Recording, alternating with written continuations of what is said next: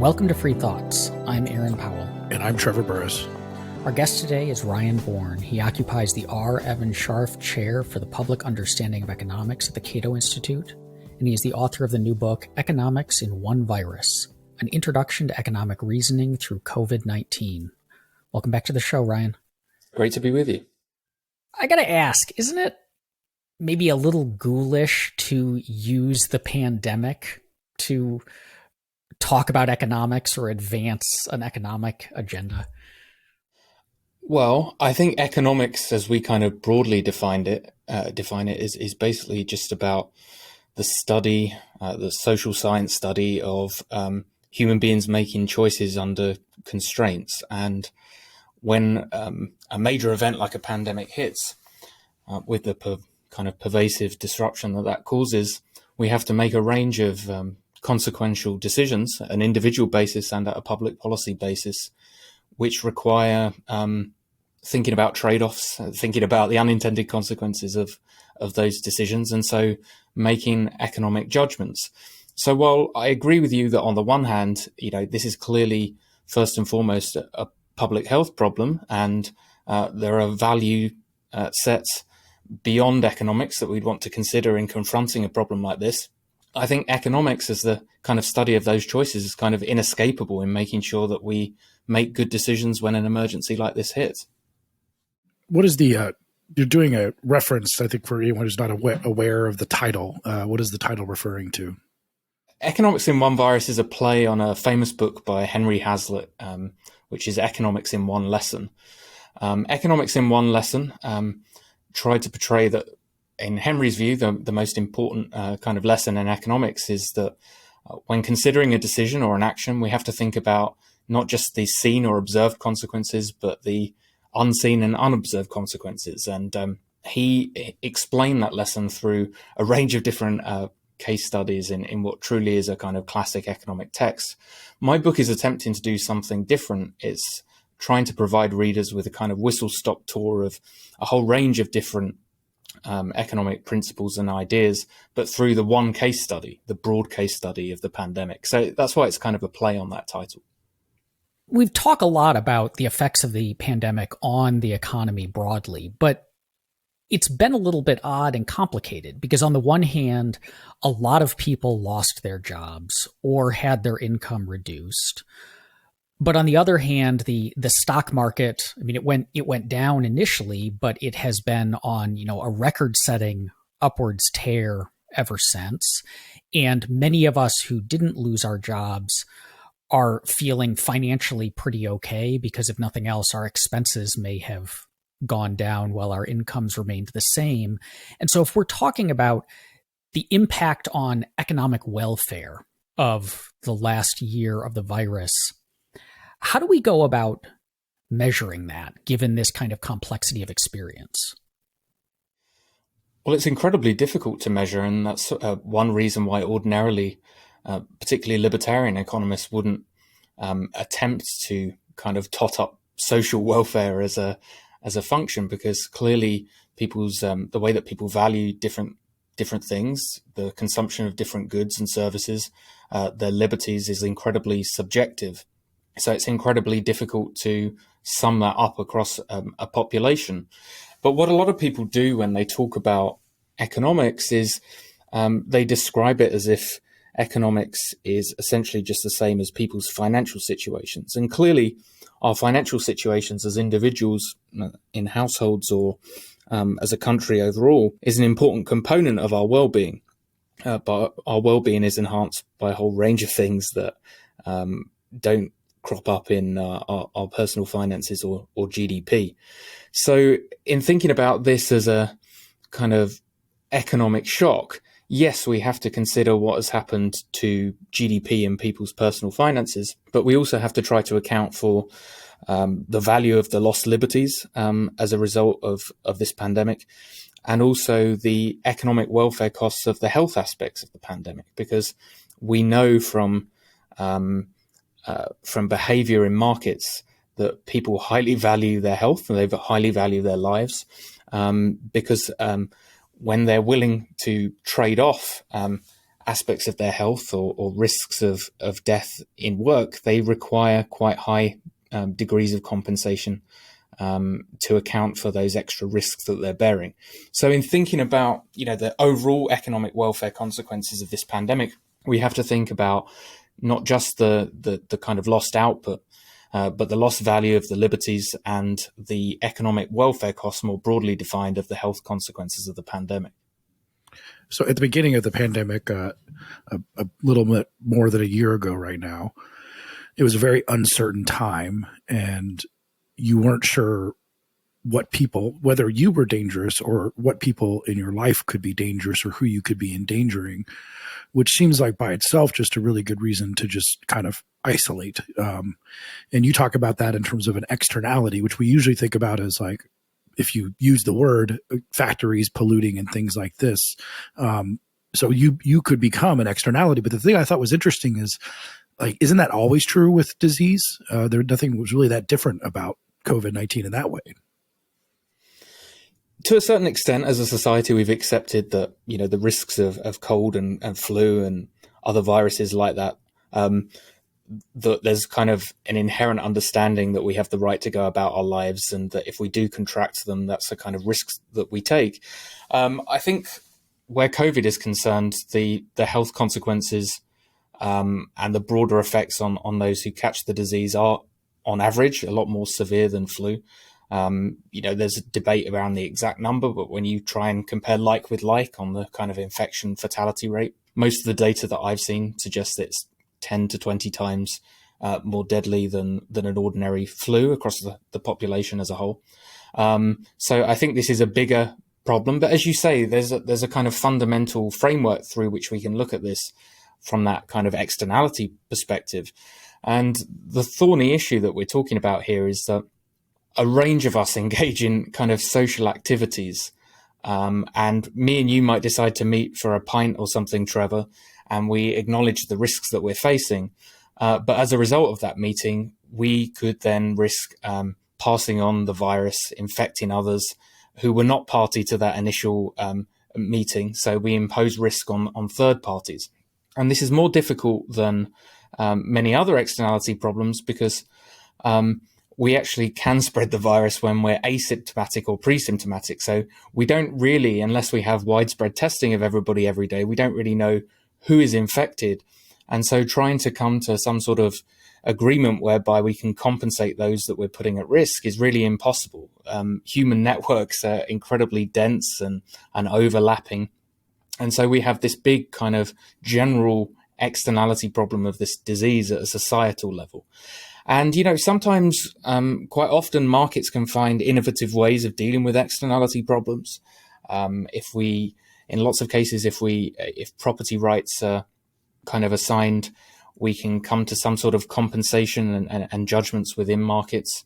But this is a lot more difficult because, as I say, quite often we don't know who actually has the disease in the first place. And even when you do catch the disease, you don't know who you've caught it from. So it's quite difficult to assign the rights. And there's a broader kind of collective action problem, if you were, in the sense that society on the whole would probably be better if everybody stuck to some basic rules, which would enable us both to continue living our lives normally, but following these basic rules. And avoid catching the disease. The issue with that, though, is that it's incredibly difficult to make sure that everybody sticks to those rules.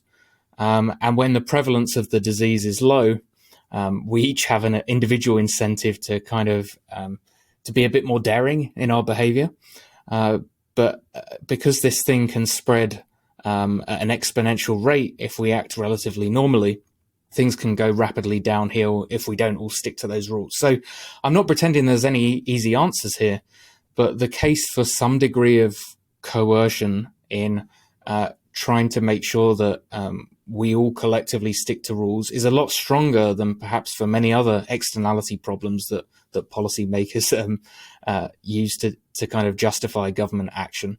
Of course, the extent to that coercive behavior and the forms in which it should take are a lot more debatable, and there's really mixed evidence on the different measures that have been used by governments around the world to try to deal with this problem.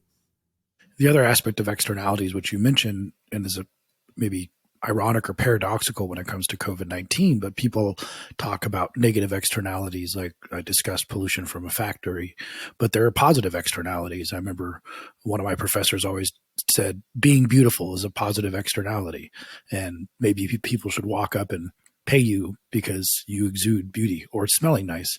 But there's another one that comes with COVID-19, which is actually contributing to herd immunity. So how do you kind of weigh those two sides of being dangerous, but if you get the disease and recover, you're now a benefit to society?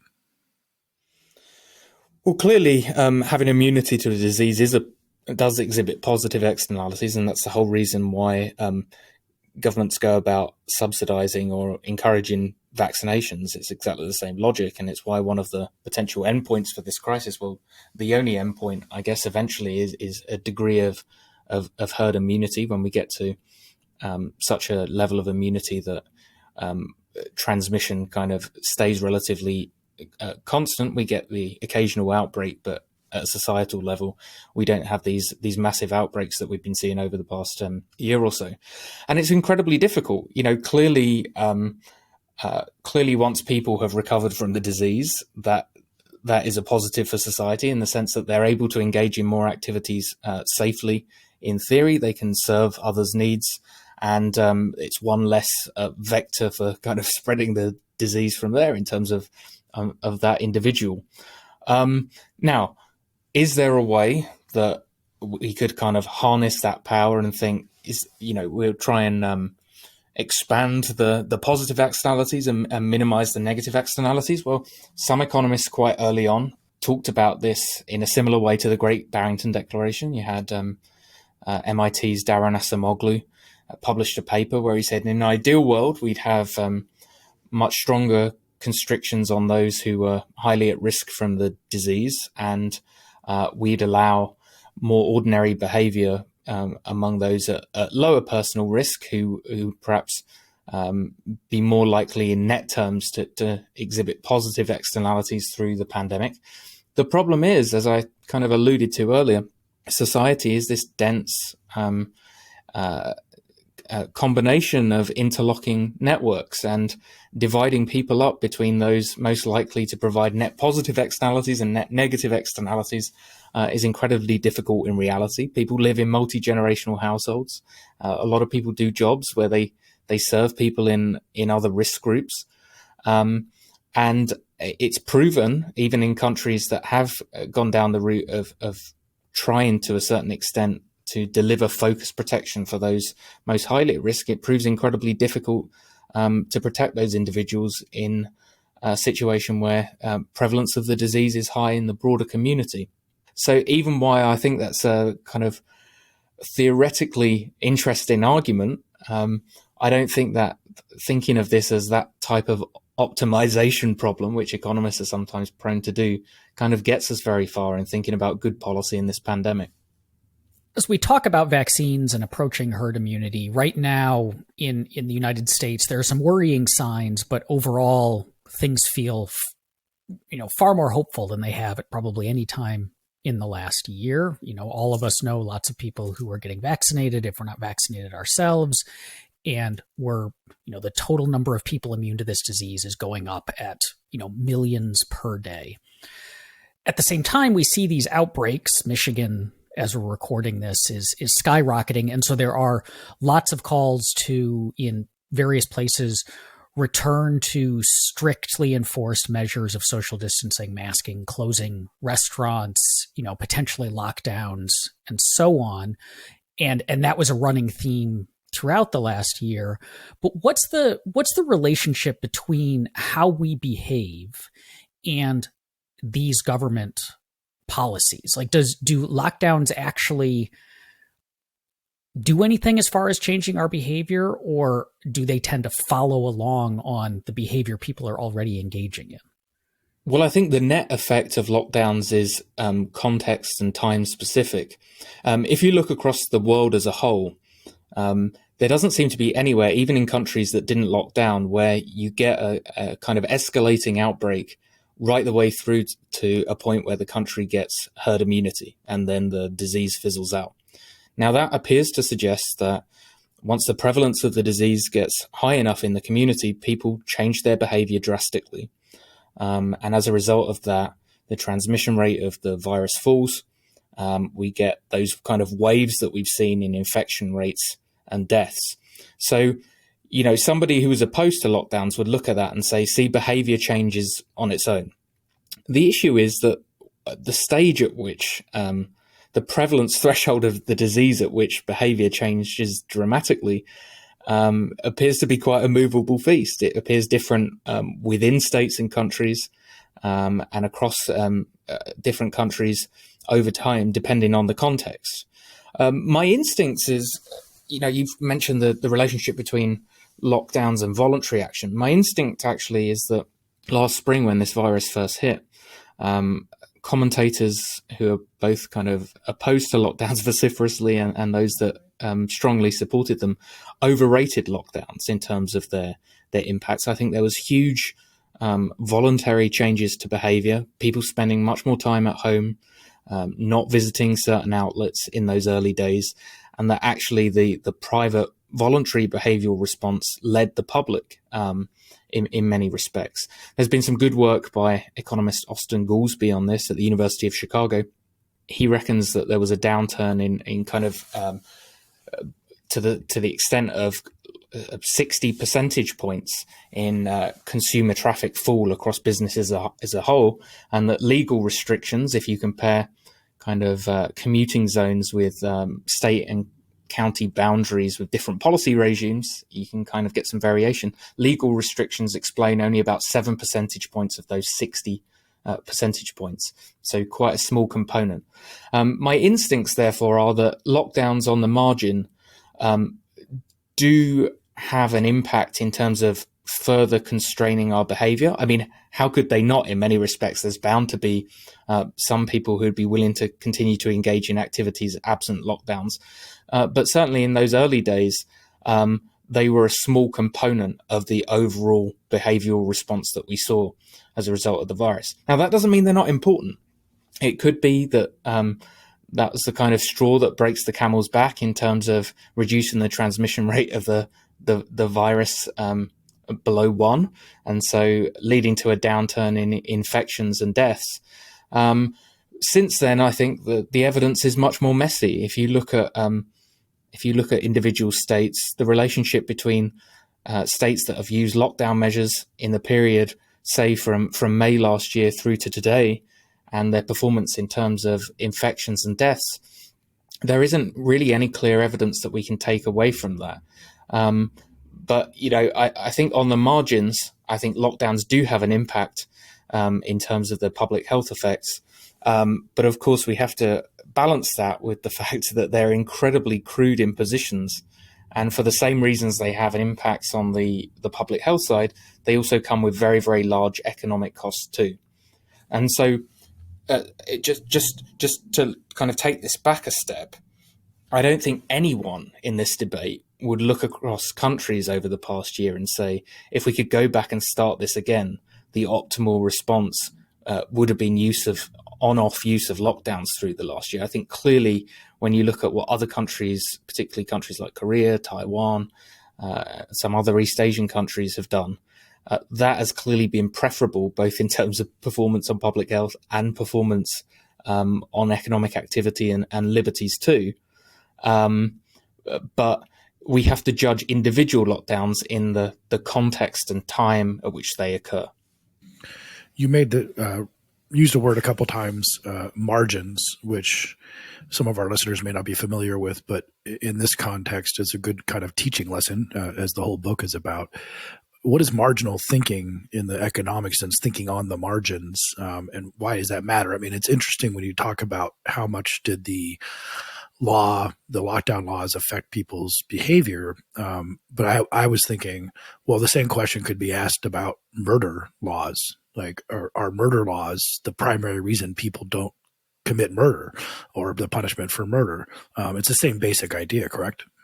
Yeah. So when we're talking about thinking on the margin, we're really saying that you should judge a kind of imposition or policy in this regard in terms of its impact over and above the kind of counterfactual that we're dealing with. So a good way to think about this is that I describe in the book actually is road building, right? We can look back at the economic effects of roads that have previously been built. And a lot of people, when they're trying to make the case for these big infrastructure projects that the likes of Joe Biden are now pushing, they'll say the building of the interstate highway system massively improved productivity and so GDP growth across the US. Okay, fine. We can argue about the underlying economics of that. But that doesn't really tell us much about what the net economic impact of a new road will be. That you have one highway system doesn't mean that you need to build another one, or that second highway system will have the same economic impacts as the first. And this is crucial to thinking about lockdowns and thinking about the individual regulations that implicitly make up lockdowns, because some of them in isolation will clearly have net positive marginal impacts, and some of them clearly will have net negative marginal impacts. So I don't believe, for example, that one implicit regulation wrapped up in stay-at-home orders is that you shouldn't travel across the state to go and stay in your second home that might be empty. Now, that clearly has barely any public health benefit, but does come with a cost to the individual in terms of not being able to perhaps move to somewhere where they'd be more comfortable staying for the duration of that lockdown. And when we think about lockdowns as those kind of bundles of implicit regulations, there's clearly a lot of things that could have been stripped out of them, which have net negative consequences for society. When we're weighing these policies and we're looking at the cost to society of different options for reducing deaths, to get back to the ghoulish question, one of the potentially ghoulish things we have to look at is how do we trade off lives saved against, say, economic costs or liberty costs or other things that we might find valuable? Because obviously there are ways that we could have prevented all or most COVID deaths, but they would have been, we could lock everyone in individual rooms for a year. But we're not willing to bear that cost. What does economics tell us about making that kind of unfortunate calculus? Well, economics in theory is well placed to make these kind of judgments because we use quite often cost-benefit analysis as part of our toolkit, where we try and kind of broadly define all the economic welfare costs of a particular decision and weigh that against all the economic welfare benefits of a particular decision. And if the benefits exceed the costs, then we know that the project is kind of sound and worth considering. Of course, you have to think carefully that a benefit cost ratio is above 1, and so the project is sound on benefit cost grounds, doesn't mean that it would be the optimal policy. It might be that there's a completely different set of proposals that could achieve a higher benefit to cost ratio. But when thinking about this kind of COVID crisis, although that framework, is a useful kind of starting point, there are a range of quite big difficulties in working out the costs and benefits in reality.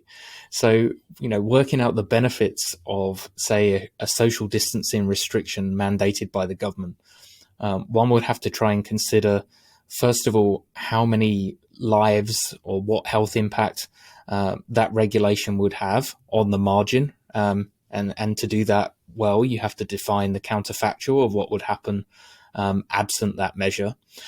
You also then have to apply a valuation of the kind of value of the number of statistical lives in that framework that you'd be saving, which is itself quite a controversial area of economics. Economists tend to think that the value of statistical life, so that is the value of mitigating a death risk through a regulation, say, they tend to value each individual life in that regard quite highly, but there's a wide range of values that economists would calculate depending on how you go about doing it. And then on the cost side, of course, you have the same issues in many ways. You have to try and ascertain what the baseline downturn, say in GDP, would be as a result of people voluntarily adjusting to this virus and try and work out what the marginal impact of any new restriction on top of that voluntary behavioral change would be.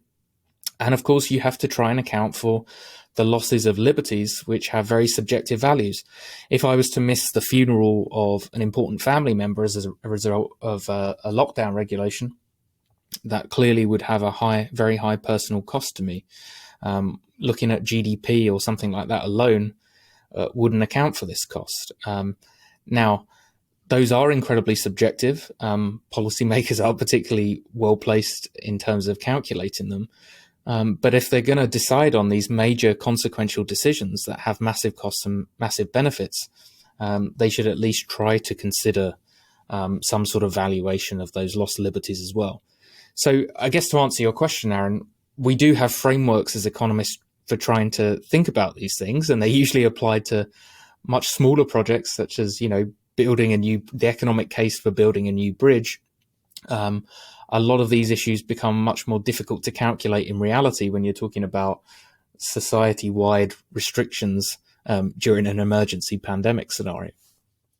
Back to the ghoulishness issue, it seems that valuing a statistical life is a little ghoulish, and maybe this is why economists don't make many friends at parties or something, because they kind of break everything down in that way. But you mentioned that the value of going to a loved one's funeral is subjective, and it could be very high, but isn't the value of a family member to someone just something you can't really put a price tag on? Why would we even try to do that? Well, inevitably we have to try to do it when we're thinking about public policy decisions, because we're not talking about individual valuations. We're talking about how much cost should other people in society outside of your family bear for the imposition of some sort of regulation on their lives. Now, the way that economists tend to do this is to look at people's willingness to pay in labour markets. So in a lot of jobs, for example, where there's an elevated mortality risk, perhaps you're doing a job where you're having to climb skyscrapers, or you're working in a dangerous mine or whatever, there's quite often what economists would describe as a compensating differential. So relative to other jobs that are in similar fields but aren't quite as dangerous, an individual would tend to be paid a premium to work in a more dangerous job.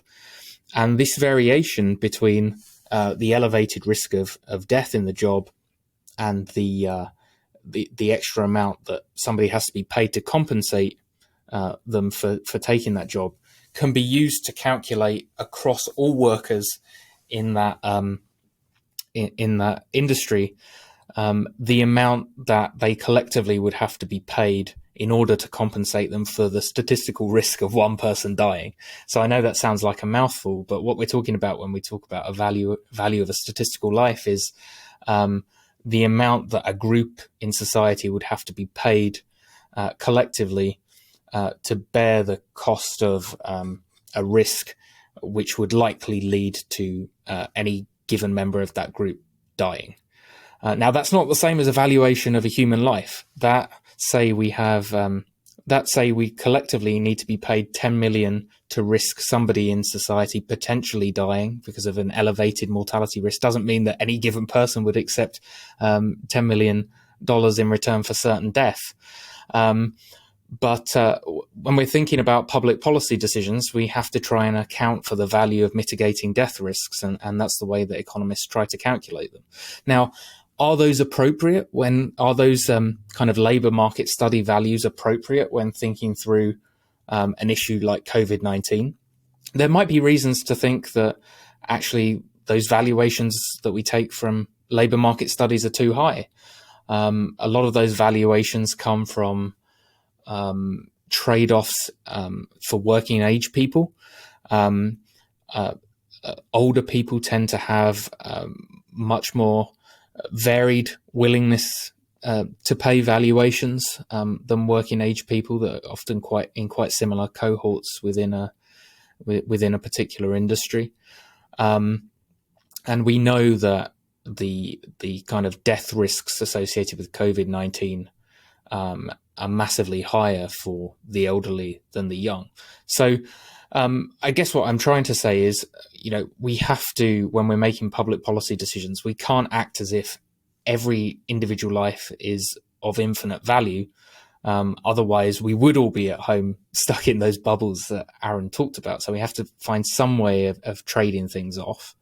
The value of a statistical life provides a framework for thinking through the valuations associated with reducing death risks. Whether the exact figure that we kind of commonly hear is right, given the populations affected, I'm less certain about.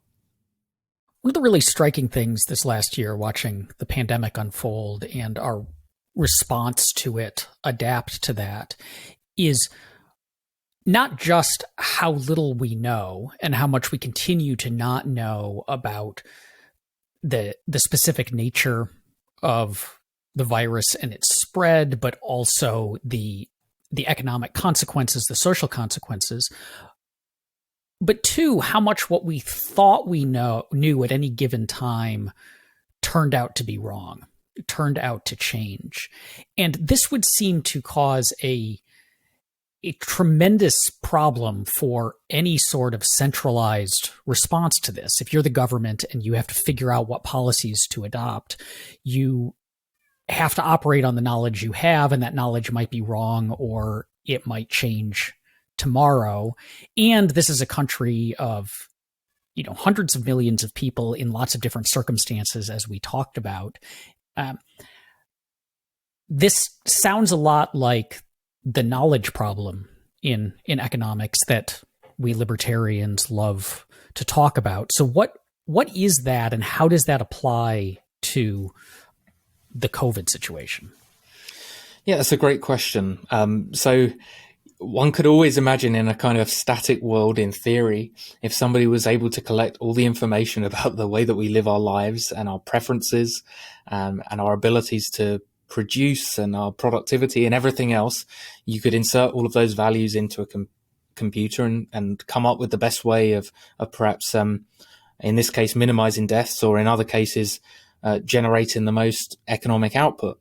In reality, of course, a lot of the things that are inherent in why we're productive as individuals entail incredibly local knowledge, the best way to manage us as individuals, our experience in dealing with particular situations that might only arise on occasions, but perhaps most importantly, the fact that society in reality is dynamic. We're not just kind of static atoms affected by outside forces. In reality, we're continually adapting to the circumstances around us, and we're pretty entrepreneurial. In the broadest sense of the term. We're testing out new things constantly and realizing that we have preferences when new goods become available that we didn't even know existed before. So you're right, Aaron. This makes a challenge like COVID-19 incredibly difficult for policymakers to deal with. Initially, they were dealing with the fact that there was huge uncertainty about the virus itself, how this thing was transmitted. We sometimes forget that in those early days, there was much less discussion of this being an airborne virus and much more discussion of hand washing as a key way of preventing this from spreading. We didn't really know. The days when I was wiping down my groceries. You mean those days? Exactly, yeah. When we were wiping down on deliveries and all that stuff. And when we were all going to the stores looking for hand sanitizer. There was much less obvious knowledge about whether in the future a vaccine or therapeutics were going to be decent therapeutics were going to be available. We didn't know how individuals or we collectively would actually react when having a lot of these social distancing regulations imposed upon us. And as a result of that, this produces a big problem. One issue with this is that unlike kind of within market activity, government activity doesn't tend to have those mechanisms inherent within it for rapid error correction when things are clearly wrong, for adjusting quickly, because we don't have those responses through changed consumer behavior and prices that we see in ordinary markets. And I think this is kind of evident in some of the mistakes that have been made through this pandemic, which I'm sure we will talk about in more detail. But I think the main lesson from all of this is that there are probably areas where public officials can try to propagate the information to the best of their abilities at given times, and they should be honest and outline where there's uncertainty. But I think at a localized level, they should, as far as possible, allow adaptation and try and remove barriers to us adjusting our lives to try and deal with a new situation. So they've done that to a certain extent. We've had to remove a whole raft of different regulations on industries to allow industries to move into new sectors, distilleries becoming hand sanitizer manufacturers. We've had to allow, which positive in the longer term too, but there's been much more in the way of telehealth as a result of temporary deregulations of the provision of healthcare and a whole range of other things. And I think that is representative of this broader issue that when a crisis like this hits, the most powerful tool that we have as a society as a whole is our ability to adapt to the new circumstances. And while public policy can play a role in shaping that, evidently, I think it's much better for policymakers to try and set the broad principles or the basic information, and then allow individuals and businesses to try and adjust as best they can, given the local knowledge that they have of their particular situation. As is so often the case when something big like this happens, you get competing sides who come in and say the government is the one that's going to fix this and did fix it, and then maybe the libertarians say, oh no, the free market is going to be the one that fixed it, and it was the one that ultimately fixed it. In some regards, we talked about some of these regulations. You mentioned a few of them that were harmful to at least adjustment. But there were some that came out of the FDA in terms of just the way that we were able to achieve testing. And you write about that in the book, which they're still seemingly dragging their feet on for home testing. Why did that take so long? Well, I think, there's inertia in any public body. But I think behind those mistakes was just a fundamental error of economic reasoning. And that error essentially was to incorrectly define the kind of counterfactual as I described earlier, and as a result to miscalculate the costs and benefits of the regulations as they stood. So when the pandemic hit, the FDA introduced its emergency use authorization procedure for the tests, which actually threw up new hurdles to a lot of labs who would ordinarily be able to undertake PCR tests from doing them. But the reason why they introduced that was because they were worried that if those tests were slightly inaccurate, it would give public health officials a false impression of the state of the pandemic. Well, of course, that is something that one should be worried about. We obviously all, in an ideal world, want more accurate tests. But at the time, the alternative that we faced to having slightly inaccurate tests was actually having no tests. And as a result of having no tests, or at least very few tests available to the population as a whole at that time, tons of people were walking around as false negatives. They had the disease, were infected with it without realizing it. And ultimately, as a result of not being able to isolate more of those individuals early on, we all then had to live our lives as if we were false positives, as if everybody that we came across potentially was infected with the disease, even though the vast majority of them weren't. So I think that was a really costly kind of first mistake in the pandemic. Some people have described it as a kind of the original sin that made everything else more difficult. I'm not sure that testing ever would have been the silver bullet in the United States, simply because I think the community spread of the disease was probably higher than we'd have expected. But that initial error took the kind of South Korean option of a test and trace approach to this pandemic off the table straight away. And kind of downstream of that introduced a whole range of the problems that we've seen since then. Now, you mentioned, Trevor, that we didn't kind of learn from that mistake. And up until very, very recently, the FDA was still holding back the approval of rapid home tests, in part because they were judging them as a diagnostic tool for a diagnostic test for the disease, for a kind of infection, as opposed to treating them as a broader public health measure that could help on the margin. If we'd have been able to undertake more of these tests, which everybody knows are less sensitive than the PCR tests, that means you probably get more false negatives, people who are actually infected who don't show up on these tests yet.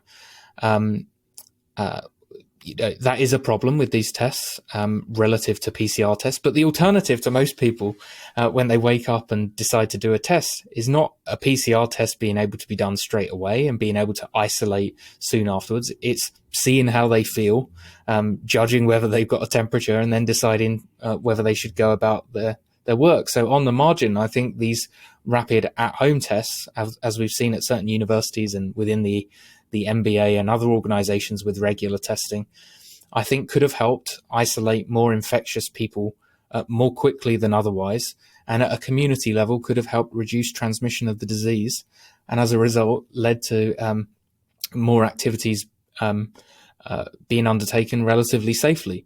But that was taken off the table because these tests were judged in the same way as ordinary diagnostic tools, as opposed to them being a kind of community disease management tool. And you see this mistake, this implicit calculation of the costs and benefits as a result of not defining the counterfactual again and again and again through this. You could talk about the failure to approve the AstraZeneca vaccine more recently, for example.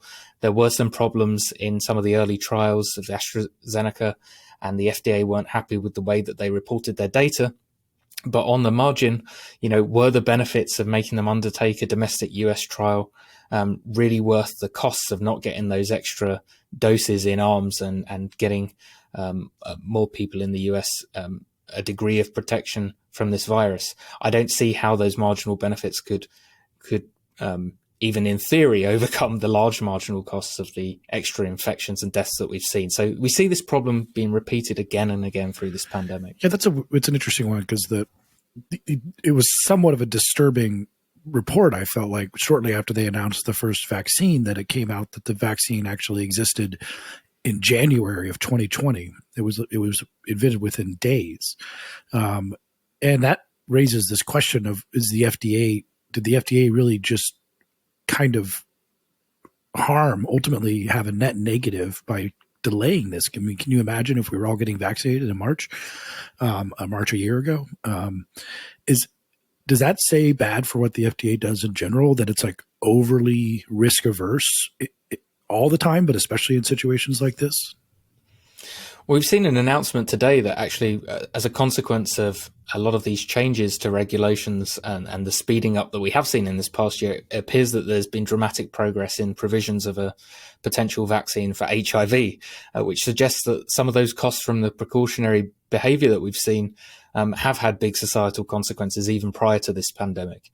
Now, I can understand in part why, even though things have been sped up, and I think, on the margin, Operation Warp Speed probably did help speed things up, and the FDA evidently have been working with these companies to try and streamline some of the ordinary trial procedures.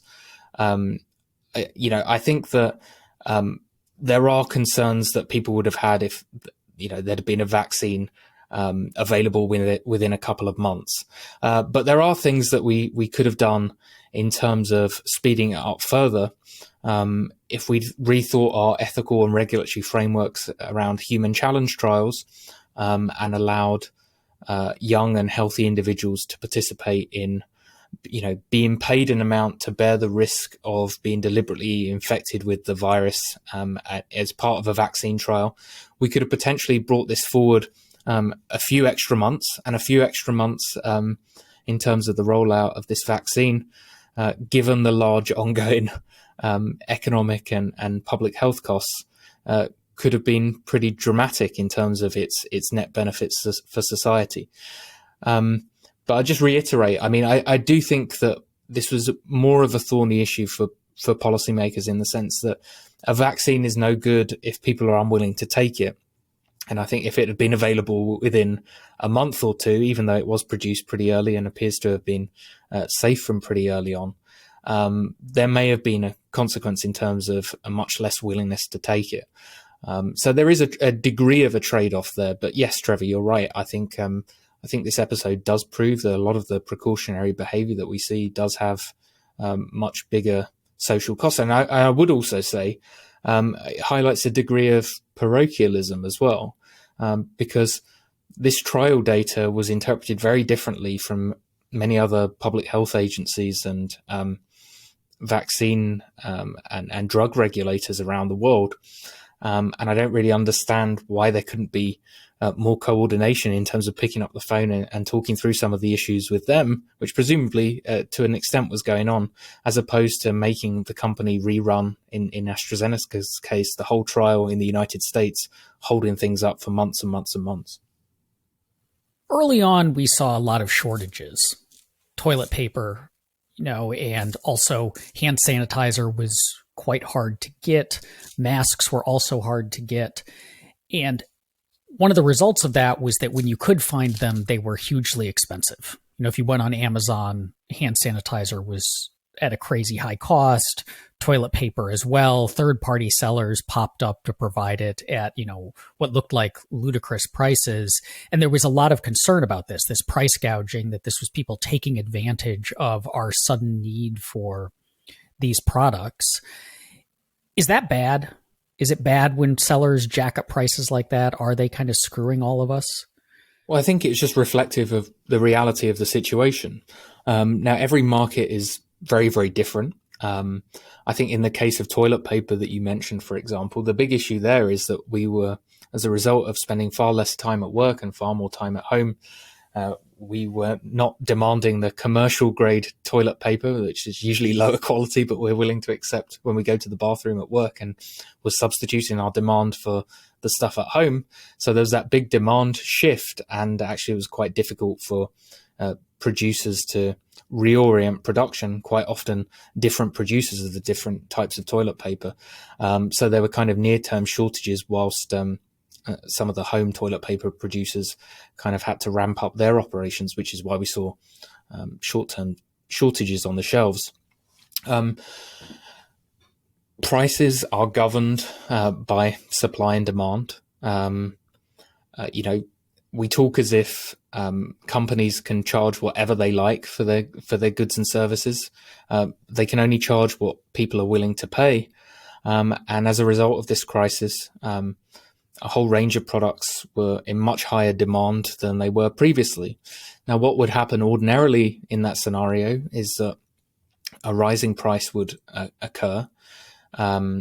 Producers would notice that rising price. Some of the people who had newly demanded, say, hand sanitizer would think, the price is a bit higher now. I'm not sure that I really need to buy two whole packets of this stuff. Maybe I'll just stick to one, or maybe I'll just stick to a couple for my handbag. So there'd be a kind of offsetting reduction in the quantity demanded, which would partially ameliorate that initial increase in demand.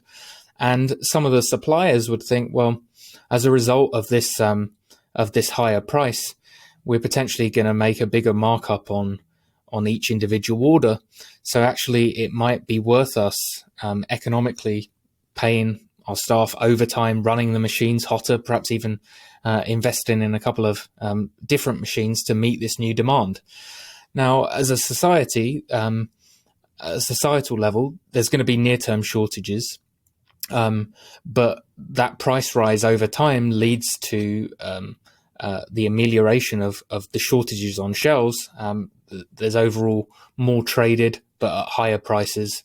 And in time, one would imagine that companies will enter the market and invest in the production such that prices would come back down.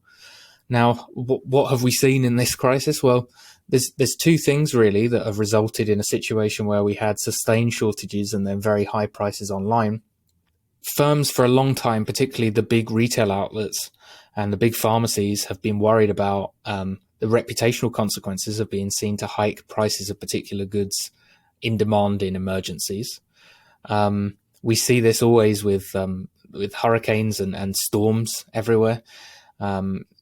Big companies like Walmart are kind of they think it would be a hit to their reputation to raise prices, so they don't tend to raise prices. They tend to then bring supply in from nearby areas to try and deal with any near-term shortages that we've seen.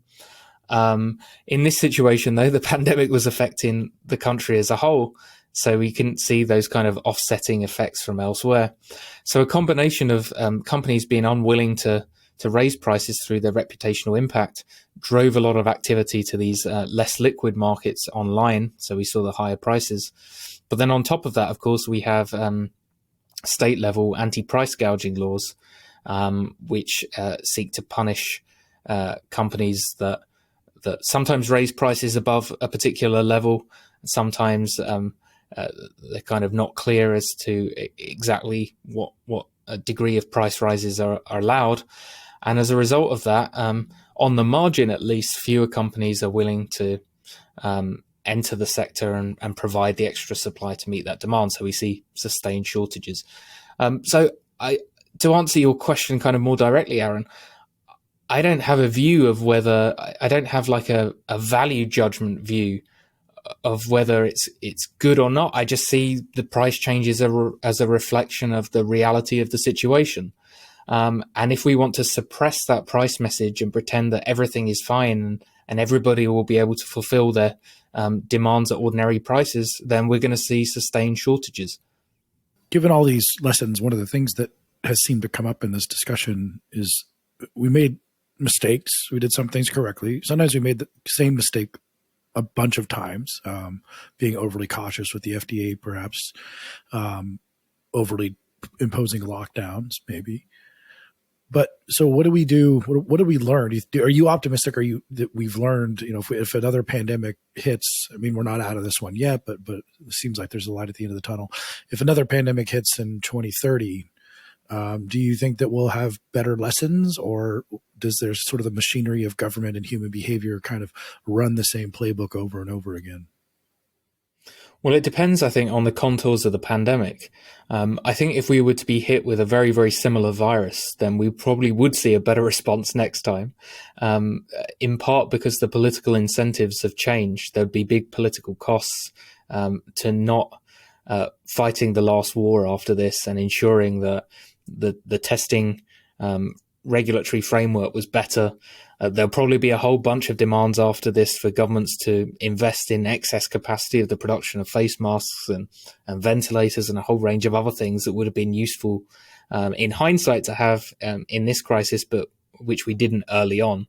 But of course, if the next pandemic or the next crisis that hits is very different in nature, I don't see any inherent reason why why this experience would make us better prepared for that.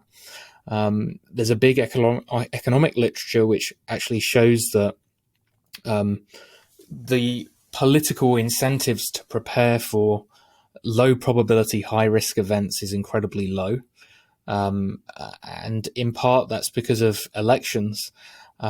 If you look, there's been some fun papers that have looked at whether politicians are rewarded for making kind of preparatory investments in things that would help when crises like hurricanes or tornadoes or things like that hit. And what that literature tends to find is that we as electors don't reward those that invest in the preparation, in part because we don't observe it, or a crisis doesn't actually occur, or if it does occur, we just presume that things would have been fine anyway. But we do tend to reward politicians that, when it does hit, provide us with extensive relief and take emergency actions quickly.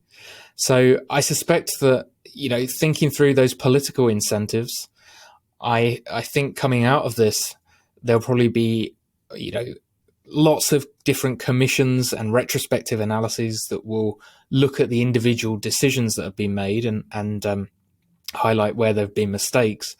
We will then spend vast amounts trying to correct those observable mistakes, but a lot of them have been very regulatory and testing issues aside. A lot of them have been very specific to the circumstances of this pandemic.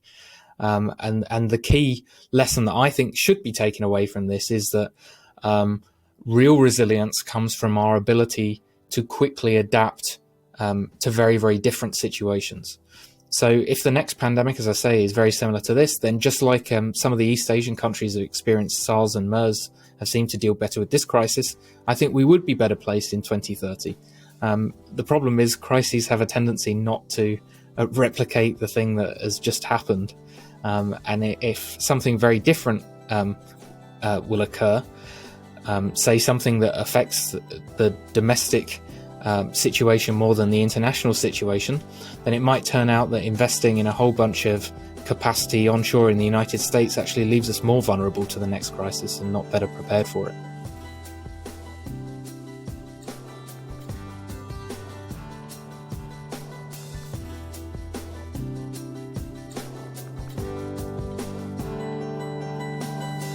Thank you for listening. If you enjoy Free Thoughts, make sure to rate and review us in Apple Podcasts or in your favorite podcast app.